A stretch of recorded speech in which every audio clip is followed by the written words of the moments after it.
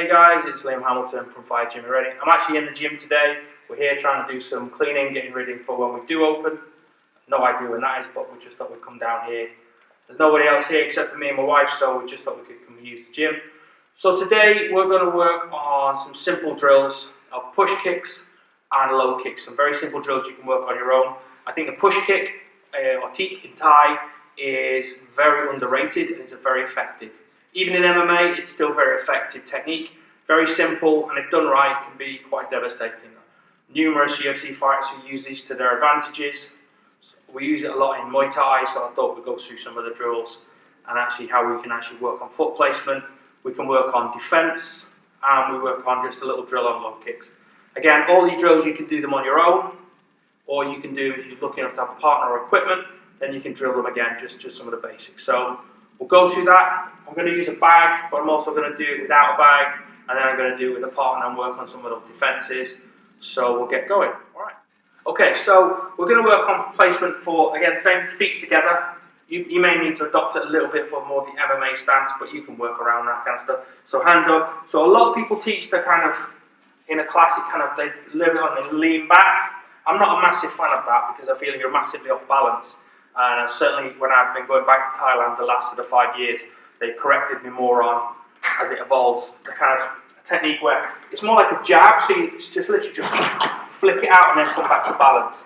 The idea being to stop your advancing person, so flatten this foot, don't raise up, and all you do is just bring it up and just jab it, don't bring your hands out, and just stop the person from advancing. That way you can actually work with the person. So just literally balance down and correct your back foot. Simple, just forward. We're going to do that, stop the bag rather than swinging. So hands up, just literally just jab your foot out, bring your foot down again. One more time, so you lift your foot up just a little bit briefly, boom, down, and then correct back. It's a very simple, very underrated technique which works incredibly well to set up other technique. Also really well for someone advancing, so if someone's walking towards you, or you want to walk someone down, or you want to stop them in their tracks, very, very good technique to actually then control the distances. So we're going to bring in my partner, my wife, in a minute, and work some techniques. So we're going to work on some distance drills and show that how to work on a person, work on a bag, and work in the air. Okay, so first, the idea being is your hands up, so you're not exposing yourself to get punched in the face. The idea being is just literally just pump, flick it into the body, and just literally duck into the leg and correct your balance. Just duck into the leg, up into the body. So knee up, flick it out and down. It's not a full-on, over the top technique. It's a very simple, very effective, like a jab would be. If you're trying to jab, the idea is just jab into the body, and into the body. So if Jen just does one to me as well, just stops the person.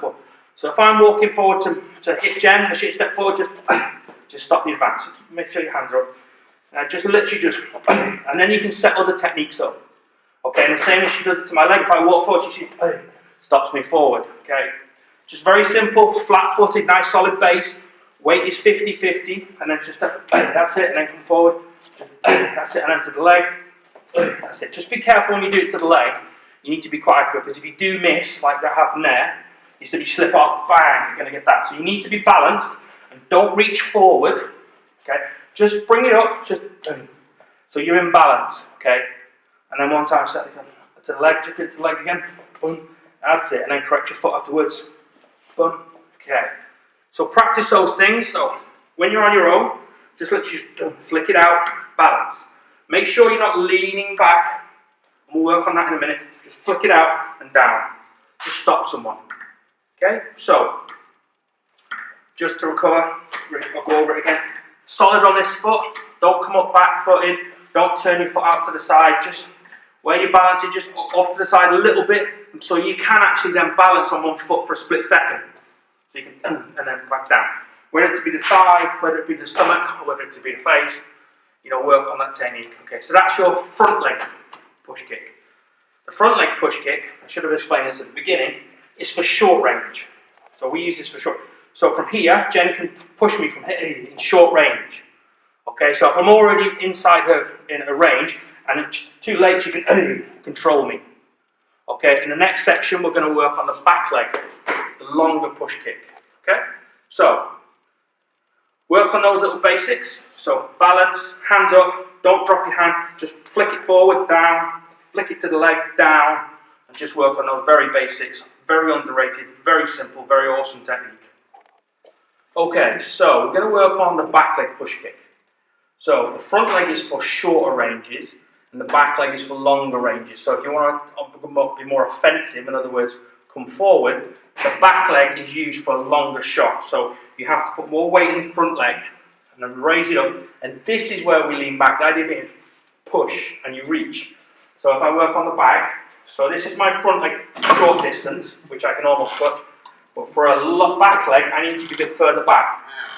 Okay, so I need to come through, so if I work on the back, and that is for pushing people back, because that's for more offensive. Normally the teep is used as a defensive, to control the posture, but the back leg is used more to push someone back. So if you've got someone and you want to make some space for yourself, you'd normally push them back a little bit, set that up, and then follow through with the back leg. Okay, so with the back leg push kick, weight comes into this foot, you take a little step, just to make a bit more ground, and you bring this leg through and push. The reason I'm dropping my hands on my guard and I lean back a bit more, one, to get more range, and it's also a little bit safer because they're not on top of me. So you did want to do it at a fair distance, so they couldn't just, move forward and throw a right hand. So simple, hands up, you've done your front push, you follow through, push. Okay, so on the bag, you need to be a couple more steps back, hands up, and the idea being you take a little step, push through. Okay? Little step, push through. Take a little step, push through. So, okay, got my partner back now. I'm going to work on that back leg. So, Jen's going to work on that back leg. So we need to be a bit further apart. So the idea being is we've got a bit more distance and we're on the offensive. Okay, so I've pushed them back. They're up against the ropes or up against the cage or in the middle, and you want to push them back. You use that back leg with a lot more reach. So Jen can now come through with her back leg, and she can push me right back. Very simple. Hands tight. Now she leans back a bit more to extend her hips. That's it. Okay. So the idea being that if I'm coming forward to throw a shot, I can't get anywhere near her because her back leg's there. You've got to be very confident with this shot, but it works incredibly well. I always teach a front leg push just to stop them, push them back a little bit, and then follow through with the right leg. Okay, just take a little step back for me. That's it. So I front leg and then come forward to push me back. That's how I teach in those drills. So remember, front leg for short, for a more of a defensive shot to stop someone coming forward. Back leg is more offensive to push someone back. So that's when you can lean back a little bit. So now we're going to work on a little bit of defense. Obviously the teep can be defended, but we're going to do the counters rather than just teaching defense. You've probably seen them a million times. So we're going to work on that. Okay? Okay, so we're back. Just going to work on one little defense drill. Well, it's a counter defense drill about people catching kicks. You've probably seen people catch kicks before, and defense. There's various different things you can do. So we're just going to work on those counters of those. So the first one is when people catch kicks. Obviously, MMA, a lot of people catch kicks, drop, ground game, all that kind of stuff. So in Muay Thai, we have another way of doing it. So if Jen does throw that push kick, and I do catch it, and I'm going to throw an offensive, the idea being is because you're balanced, you should be able to, oops, I'm going to see that. You should be able to, when you're balanced, and grab my leg, you should be able to push them off. Okay, if they don't go back, at least you can make a bit of ground for yourself. This will be a good test of your balance. Okay, if you're not balanced, you're going to struggle because obviously they're going to be able to, one more time. Okay. If they catch kick, they're going to be and drop it to the floor. But if they're slow to do this and they catch it, all you do is just put a little bit of momentum to get the person back. Just that little bit of a catch, just to break the guard away from you and to actually get them away from you. So practice that with each other. So what you're going to do is you're going to catch, there you go, I wasn't even expecting that. So you're going to catch it. It doesn't matter about the catch, whatever you want to do, any type of catch. But if they've got your body, if they've got you up against you like this is a very bad place to be. You can push them off no matter what. So push. Okay?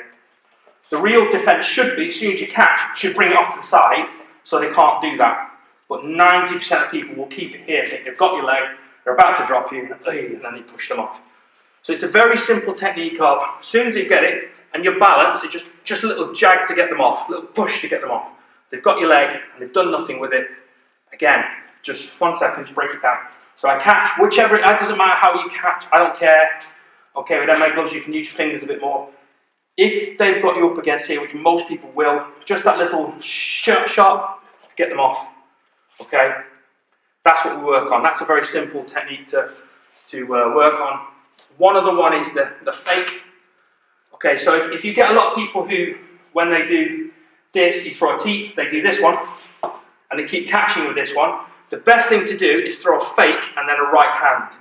So I throw it first and I defend it, and she thinks, okay, I got it. So she's going to fake the teep, and I'm going to come for this, and then she's going to throw a right hand. So I think she's coming up, bang. So you throw the defense into an offense. So they go throw the teep, sorry, apologies. I defend it, okay, I've got it, boom, she takes one of them. So she thinks, okay, I'm going to change this up now. So ready, boom, sleepy bye-byes. Okay, so work on those two things, remember, the catch, the little push off, the defend, turn the defend that they throw into you into a fake offense, boom. Okay, so work on those techniques. You can do them on your own, you can do them in shadow boxing. So always use defense and counters and things like that against each other. So work on those things, and now we'll work on some little low kicks, tips on low kicks. Okay, so we just worked on the teeps and the catch, the counters, and the offensive, defensive parts of the push kicks. And another one which is a classic, which is the low kick. I think there are two types of low kicks. There's the classic Thai low kick, that kind of like sort of off to the side. It's what I call the Liam Harrison low kick, which is more of a sort of a sharp, doesn't really torque his body, but again, you can see from the devastating effect. Okay, so we're going to do some kicks on the bags.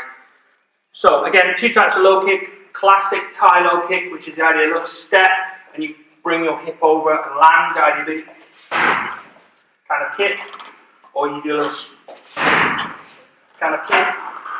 Again, if you've ever watched Liam Harrison fight, I can't say this enough, he doesn't torque his body, he just literally whips his leg round. Probably doesn't generate as much power as a full-on kick, but he hits the spot over and over and over again to the point, if you've ever watched some of his fights, he just absolutely annihilates legs. Okay, so what he does with it, he just kind of doesn't telegraph it, just keeps touching the spot over and over again. So it's not about sheer power on the first shot, it's just 1, 2, 3. So I'm going to bring in my trusty assistant, and then we're going to work on those from there. Okay, so we're just going to work some stuff with my partner. Again, some of the drills on the bags. You can do these just in air.